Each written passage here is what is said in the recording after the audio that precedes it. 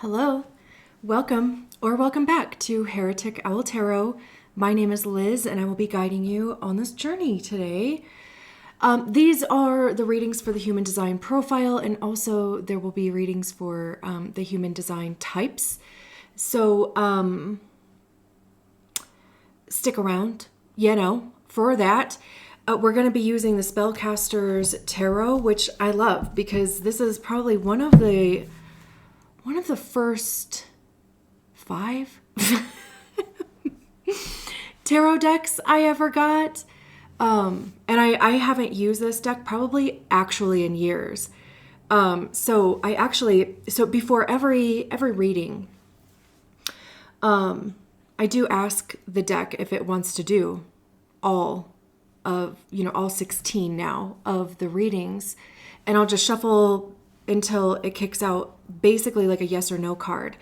And the one deck I wanted to use, because I also haven't used it in a few years, gave me the 3 of Swords and the 8 of Pentacles. And I was like, okay, you are not in the mood for work. So, so then like this one was actually sitting right next to it. And I was like, ooh, what about EU? And it was like an immediate yes. So I love that. Also, the other deck that I wanted to use, part of the reason why I went to that one was because this wasn't recent. It was like in the last couple months. I actually went back and watched the first videos that I put out. And I think that was in December of 2021. And I don't know, I just kind of wanted to see. I wanted to see how it was or whatever. I don't know. But I'm not going to lie. I also was really expecting to be kind of embarrassed or like cringe, and I really only listened to my sun and rising ones, but I was not embarrassed or like cringy or anything, honestly, at all. Like, I was actually really fucking proud of myself, which is so funny because I was not expecting that reaction, which, that kind of sucks. Like that, I really do need to like give myself a break. But I left a comment though on every video. And of course I just, copied and pasted, but I just left a comment that said, hey Liz, this is Liz from 2025. And I just want to tell you like how fucking proud I am of you because you started this, like I was so nervous and I thought for sure you were going to be able to hear it in my voice. I thought for sure I was going to be stumbling over my words. I thought for sure that, that I was just going to like be continuously losing my words because I do that a lot, and just fumbling all over the place, but I wasn't at all, or not maybe to the extent that I thought. I mean, I don't know. But yeah, so I left, a comment and I was just like, man, like I am so fucking proud of you. And you're the one that felt the fear and did it anyway. And granted, I don't know exactly what I said in that comment. I could look it up, but something along these lines, just telling myself I'm proud of myself, because that past version of me is why I'm even still here. And also why I'm going to be teaching an intro to tarot class at this wonderful, experience boutique next month, which I never thought I would do. So it's just, it was really cool. And I'm so glad that I did that too. Also, the other thing that was kind of funny is that in the intro of those videos, I was like, the acronym for Heretic Owl is HO. So I was like, if you're a hoe, subscribe to the channel. Or if you want to be a hoe, subscribe to the channel. Which I just think is absolutely hilarious. Like, hoe is one of my favorite endearing words. Like, I do not use it like at derogatory. I know people do. I don't, but yeah, so if you want to be a hoe, subscribe to the channel. Be a hoe with the rest of us. But also, like, you know, Heretic Owl Tarot is hot.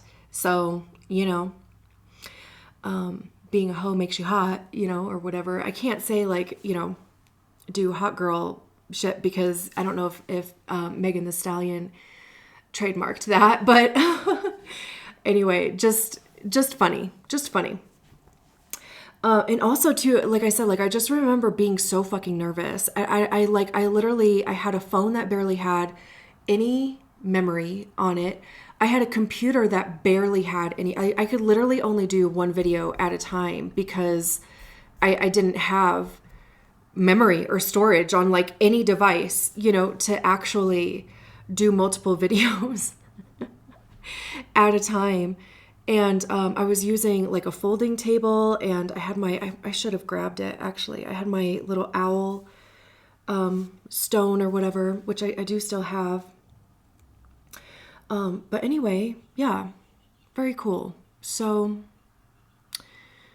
that's all I'll say. This is the second time I'm actually recording this intro because the first time I was like blabbering on for literally like 15 minutes. So that's it. Oh, that's not it. We're going to do these readings a little bit different this time. And this is also like the way that I've been reading for myself lately. I've been pulling like 2 sets of cards. The first set is the lie, which is the obstacle, or of course, I mean, literally the lie, right? That we're either telling ourselves that usually is like what we're telling ourselves. You know, it could be the limiting belief, old stuff, you know, whatever is also like holding you back or keeping you small. And then the other side is going to be the truth. And of course, right, I mean, I feel like that is pretty self-explanatory. It's a little bit similar-ish to the 333 readings that I do, which is like the door and the key. Similar-ish. But I've already done the 1-3 reading actually, and oh my gosh, that was beautiful. So no doubt all of these readings will turn out that way. And also I believe that the truth is so imperative right now, and especially because we are being bombarded with the depth and the expanse of lies that literally like our whole lives, you know, like the economy, the government, the, you know, the, you know, billionaire class, or, you know, like whatever you want to, whatever, you know, we are literally being bombarded with like how much of that shit is lies, how much we've been fed, you know, like lie wise. And, I think it is imperative, like I said, right now to really hone in on your truth, accept what is true for you as well. And also, again, like even recognize the lies that we're telling ourselves, the limiting beliefs that we're telling ourselves, the identities that we've been, you know, carrying around or operating from, the conditioning, really, because, you know, I mean, with human design, like a big part of it is the deconditioning process. And I really do think that by more people honoring their own truth, it really is, you know, going to shift the world. So that's kind of also like where that's coming from. So I will officially leave it there, and we'll get into the readings. Great. So this is a reading for the 6-3 human design profile,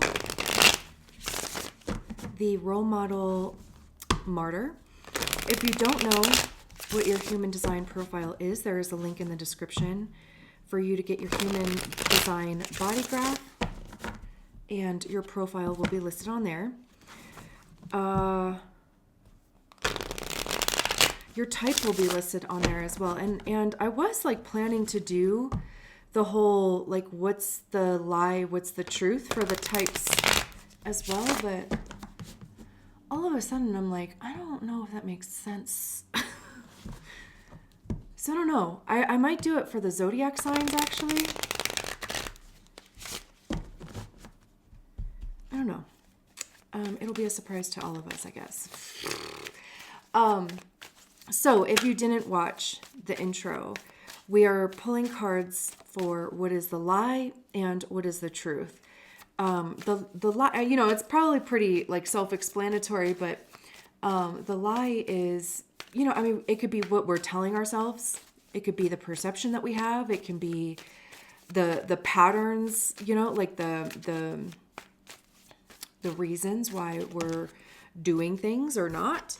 We have the Ace of Pentacles. I haven't even seen this card come out in any reading yet, so that's exciting. What else? What is the lie?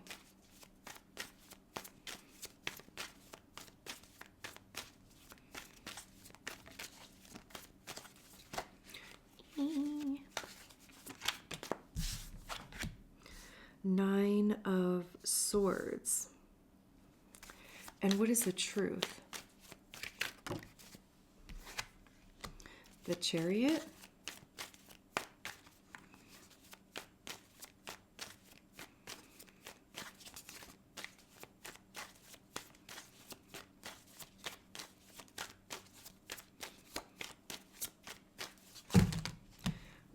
That's way too many.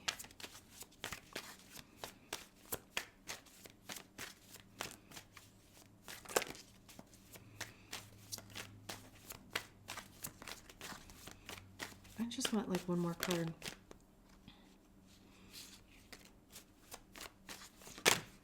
There we go. King of Cups.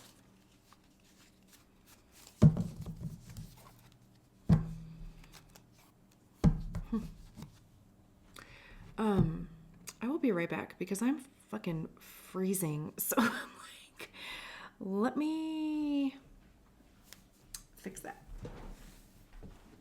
Okay. Holy crap. I'm like, I live in Colorado, and I mean, we've like barely had a winter, but when I looked at the weather this morning, it was like 17 degrees, and the older that I get, the less tolerant I am of being cold. Like, I never thought that would happen to me. I actually, in part, moved here. I'm originally from Vegas, but I hate being hot. I just can't do being hot. And for the longest time, like, I would rather be cold than hot. And now I'm like, I don't want to be hot or cold. I just want to be in the middle, you know? Anyway, I never thought I would like reach an age or point in my life where being cold is like so uncomfortable. So anyway, I literally have like layers on now. And my heat at like 74. Anyway, okay. So let's get into your reading here. For the lie, we have the Ace of Pentacles and the Nine of Swords.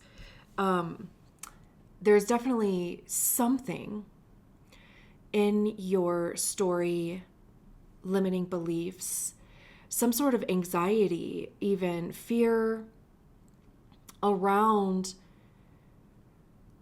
really like what is possible. Even a new start. It could have to do with your health. It could have to do with money. It could have to do too with bridging practical matters with livelihood even. Pentacles have to do with our money, how we get it, how we save it, how we spend it. It's our time and our physical presence, even our energy. Like, where are we investing our time? Where are we spending our energy? Where in our lives are we physically showing up? It's also our health. Anything tangible, anything that you place worth and value on, that is Pentacles. Swords have to do with our mind, our thoughts, our beliefs, our perceptions, how we're communicating those things. I also see swords as being the suit of ego, because that's generally where we tend to hear our ego, is in our minds. And our ego is created by the stories that we attach to experiences. And it becomes our belief systems. It becomes, the reasons why we do and don't do things. It's our triggers, our activations, our limiting beliefs, right? And the Nine of Swords is fear and anxiety, doubt. It's also, though, it's individual completion, though, with a 9. There's a lot of information to be found here. And it's interesting, like all these swords are on the ground in front of them. This really feels like a dark night of the soul. And it would have to do here with something practical, like something, again, I mean, maybe it is the way that you make your money. Maybe it is your career, your health. Again, like where you are or have been even spending your time. There can even be a concern here that the right opportunity won't present itself. There could have been like a lot of rejection or, fear that has caused this anxiety and doubt. But like this Nine of Swords, the way that it is portrayed here, it's almost like examining all of these different parts.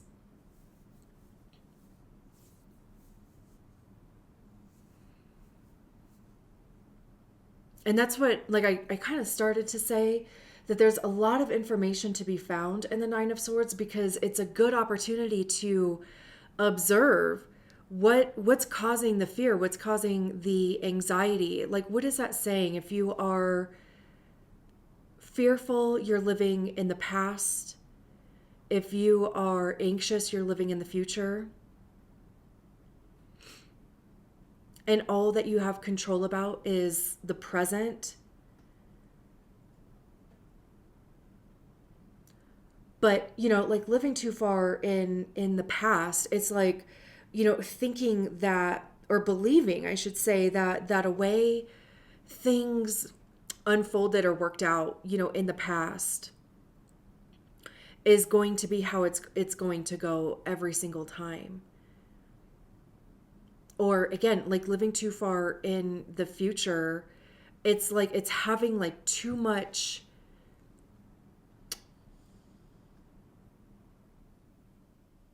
like expectation, but it's still like anxiety is still fueled by fear and doubt. And that's all like past stuff.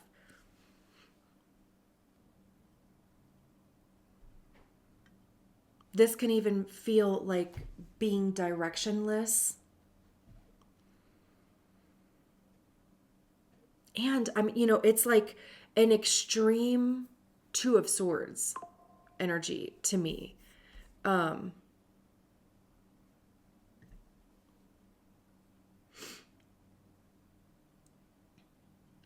Two of Swords is indecision, analysis paralysis,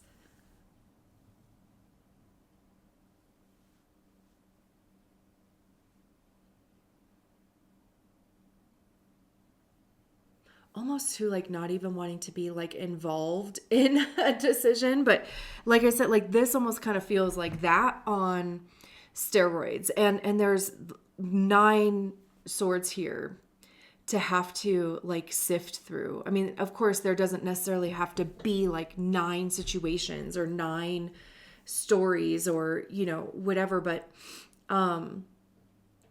also, again, I know that I already mentioned it, but 9s are individual completion. So with it being out here, there is an opportunity though to see like what the lie is, to see what you're telling yourself, what you believe to be possible, what you think you're qualified for. We have so many people in positions of authority and power that have absolutely no qualifications to be there, and they're there,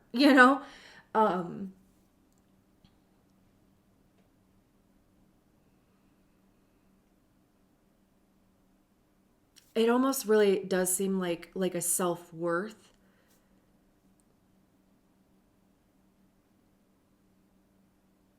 thing.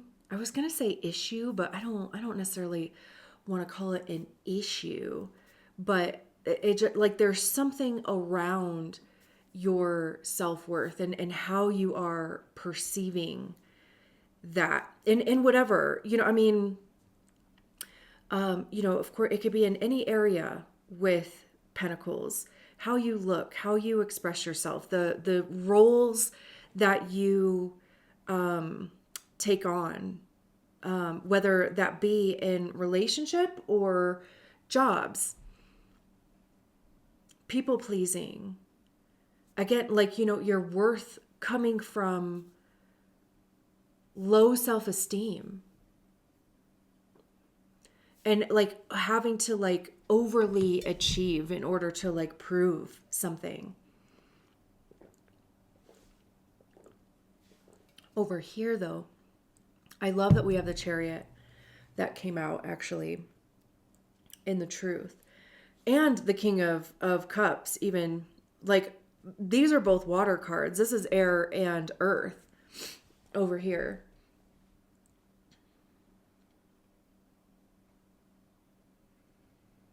Which actually, like when I said that, I'm like, that sounds like a tornado.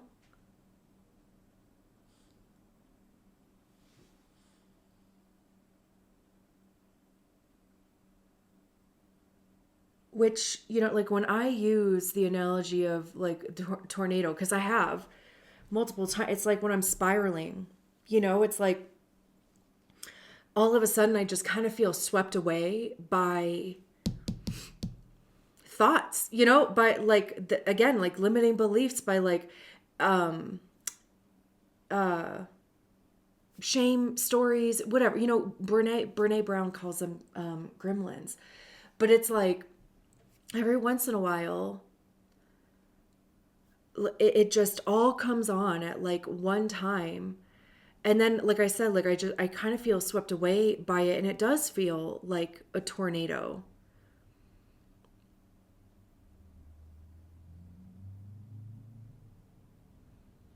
Just like a little bit out of control, like scattered, kind of,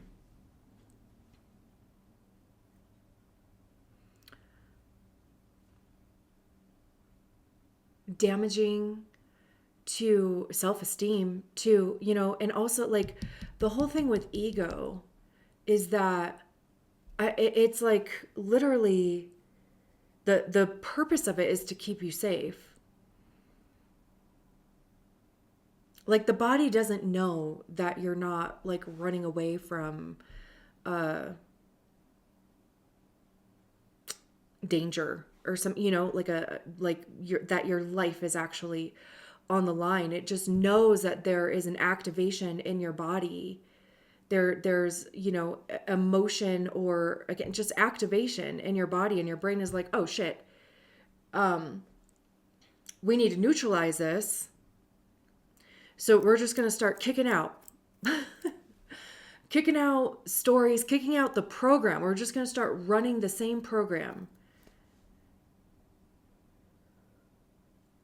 Because the brain knows, like at some point, you'll kind of like you'll let go of whatever is causing the fear.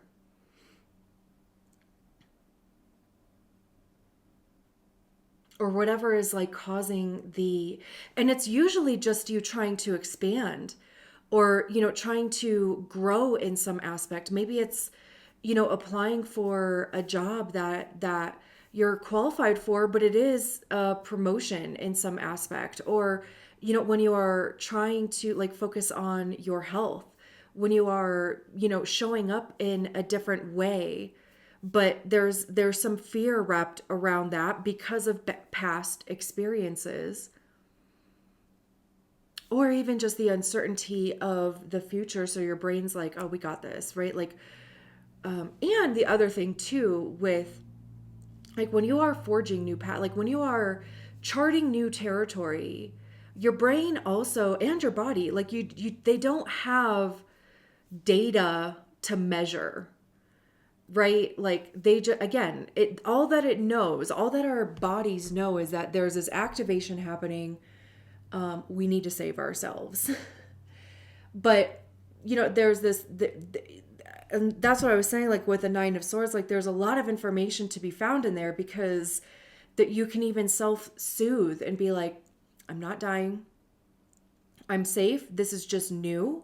And new is scary, but scary new things are only that way for short periods of time. I trust myself to navigate this new territory. And I mean, but it's like constantly having to do that, which I think is actually too like what the Chariot and the King of Cups is talking about, because the Chariot is about movement forward. It's divine guidance. And I love that there's this horse on here. We're in the year of the fire horse, even though this is a Cancer card. Maybe you're a water horse, or like a water Chinese zodiac or something. I'm a water pig. I don't know. But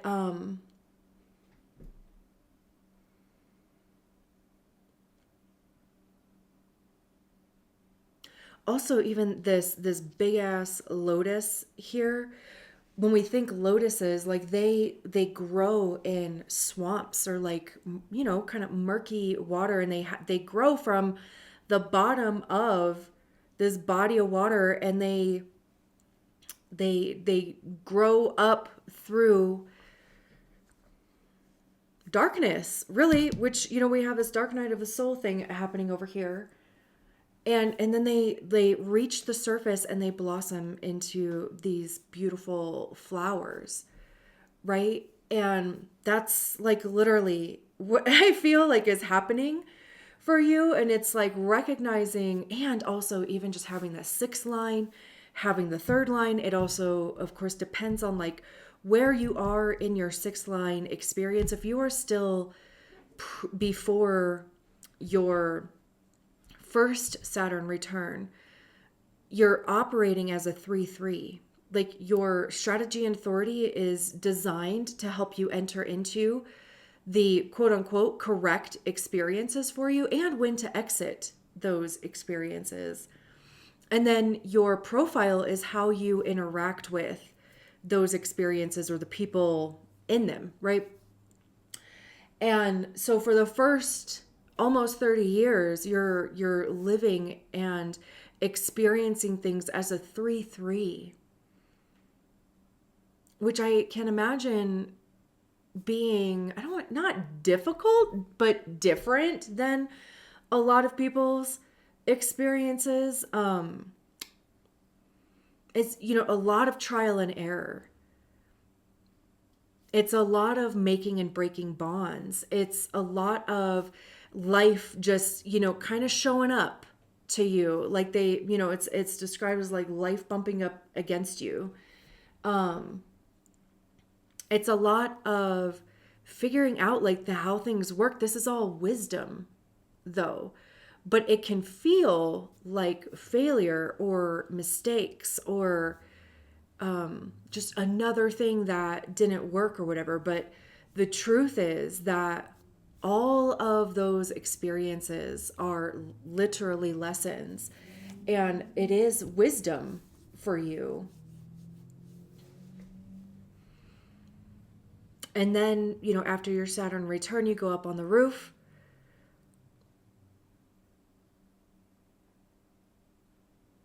as much as you can, I mean, the third line experience never quite ends, but I think that it maybe shifts a little bit, and there's some discernment in there, which is again like something that you learn through your process, and then after your Saturn return, you come off the roof. And I mean, like the 6-3 is the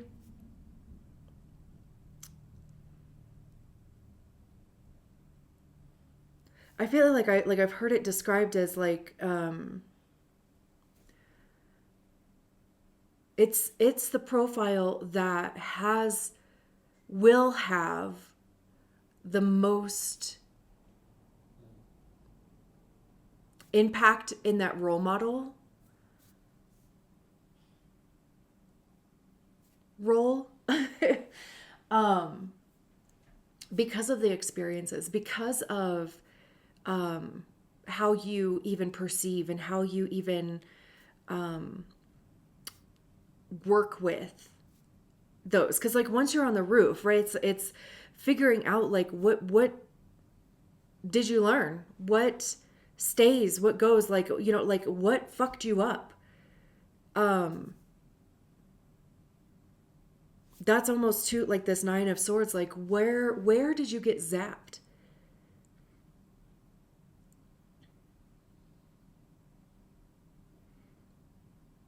None of us make it out, without getting zapped. Probably multiple times, just experiences, people,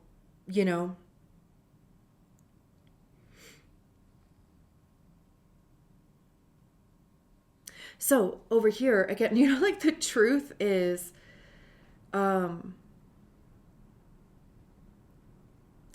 it's like emotional maturity will move you forward. It's also like this really feels like anchoring into yourself,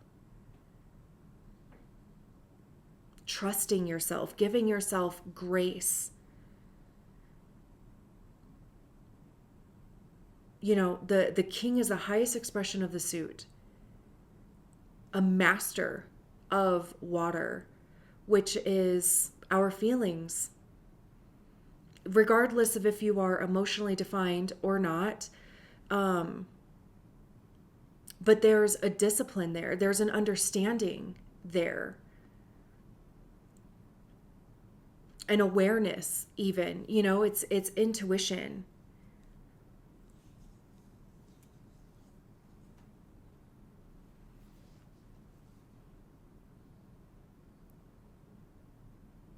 And, like I said, it's anchoring into yourself. It's trusting yourself. Like, this king has their feet in this little pond here, and there's a couple crabs around, which again is another like Cancer thing. Although I think the King of Cups is specifically Pisces, but there's this crab down here.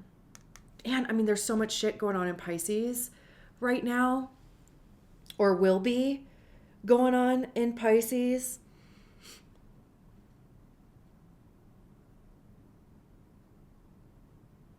But yeah, it's trusting yourself, and it's trusting the things around you.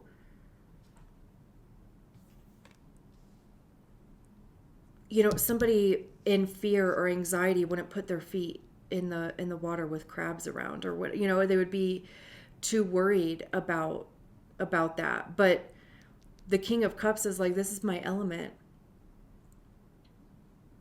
And it doesn't necessarily have to be, like specifically water, but just the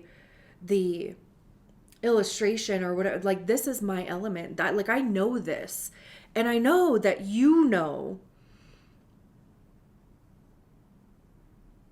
yourself, like your surroundings, like whatever it is, right? Like, it's just whatever is happening over here, whether, again, it was somebody else's story. You're too much. You're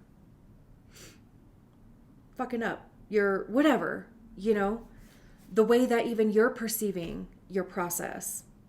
Because there truly is no such thing as a mistake for a third line. It just doesn't fucking exist. There are other people's perceptions of it. There's your own perceptions of it.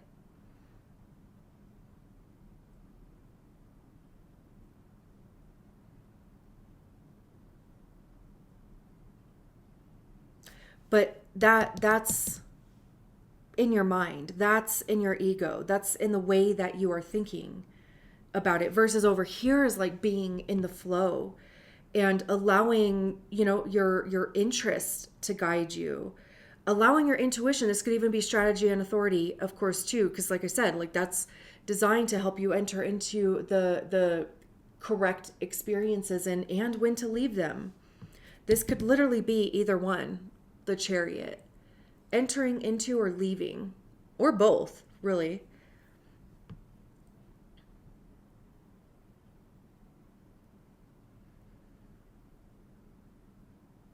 And then the King of Cups is, I'm capable of handling whatever comes through, because you absolutely are. We have the 10 of Pentacles at the bottom of the deck.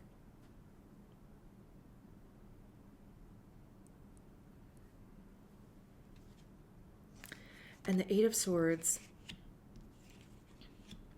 and the World card.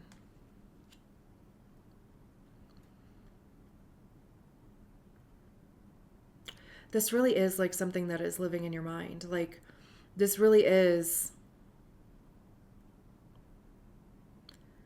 a story. And again, no doubt that story could be based on a prior experience. But carrying that around, or like assuming that is how every experience is going to go, is really doing you a disservice.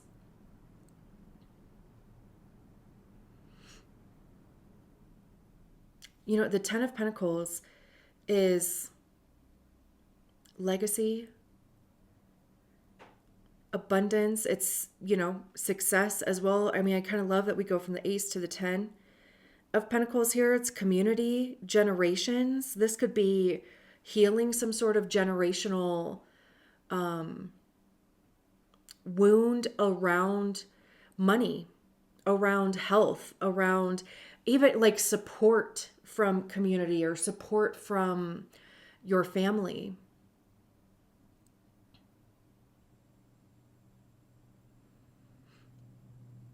It could even be, like linking up with the type of people who are able to like even cooperate. Like cooperation keeps coming through with this 10 of Pentacles as well. Like everybody is doing their part, like, which is very like 3 of Pentacles energy more so, but it's like everybody is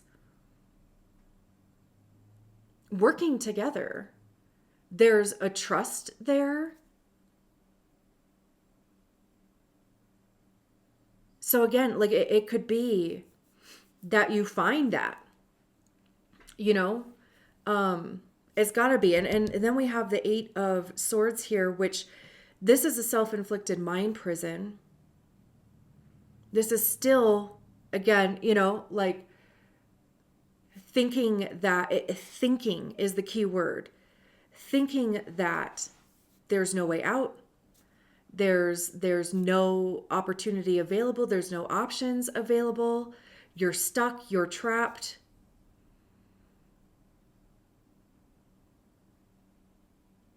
But literally, like their hands aren't even tied here. Like they could literally, it's literally one decision away. They could just move. Like they can literally get themselves out of this situation. That also almost kind of feels like being a victim of your decisions, or being a victim of your limiting beliefs. because like you can change your mind as many times and as often as needed. You know, like there's truth in like wherever a limiting belief came from at whatever point in your life, right? Like there was truth to that in some capacity, but it doesn't have to remain true. You can change your mind at will, really. And the world card, the end of a cycle. Like truly, like the energy is available here for a certain way of being to complete. And maybe, you know, because if I move this, if I move these on top of, you know, Two of Cups, you know, it's like maybe wanting support from family, maybe, you know, just kind of feeling like you don't have the cooperation, the funds, the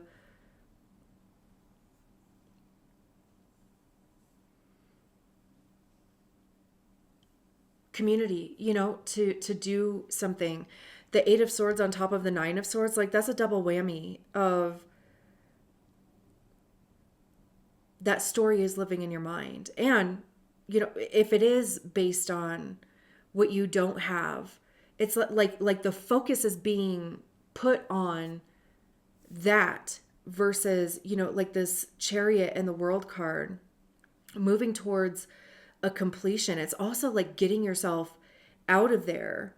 The King of Cups with the Two of Cups, this is making connections, meeting people that share the same values as you.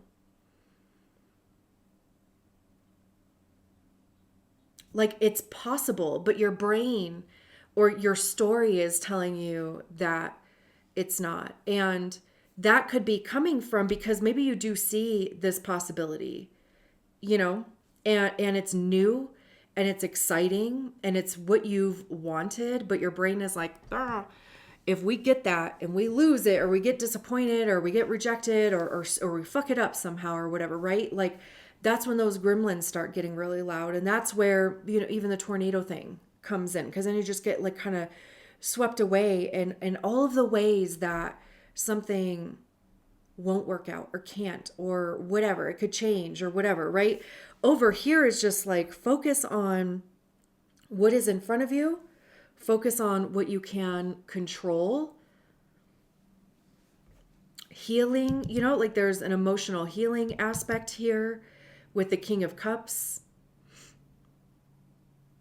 The World card is, you know, like again, harmony, completion, truly like the end of like that programming and that way of being. And then, you know, the Two of Cups is making those connections that you want, feeling reciprocal.